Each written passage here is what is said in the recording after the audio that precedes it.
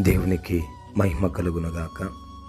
ఈ దినం దేవుని వాక్యం, ఆశగల ప్రాణమును ఆయన తృప్తిపరచి ఉన్నాడు.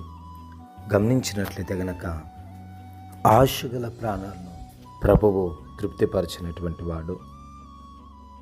ఎందుకనంటే తన ప్రజలు ఆశించినది, తన ప్రజలు ఇష్టపడినది ఆయన తన జనులకు అనుగ్రహించే దేవుడు. నువ్వు ఆశతో అడిగిన కార్యాలన్నింటినీ ఎలాగైనా నాకు సహాయం చేయండి ప్రభువా అని అడిగినటువంటి కార్యాలన్నిటిని కూడా ఆయన అనుగ్రహించి నీకు సహాయం చేసి ఆదుకునే దేవుడై ఉన్నాడు.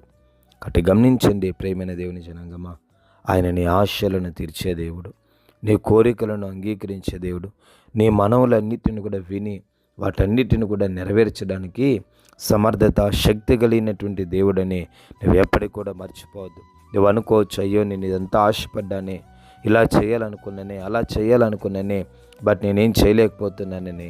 అయితే నువ్వు చేయలేకపోతున్న వాస్తవమే. అయితే ప్రభువు నీ ఆశ కలిగినటువంటి ప్రాణాన్ని తృప్తిపరచడానికి ఆయన నీకు తోడై ఉండి సహాయం చేస్తాడు. ప్రభువు ఈ మాటను దీవించుగాక. పరిశుద్ధుడా, ఈ మాటను బట్టి స్తోత్రం. దీవించి ఆశీర్వదించని కృపనివ్వండి. యేసు నామములో తండ్రి, ఆమేన్, ఆమేన్.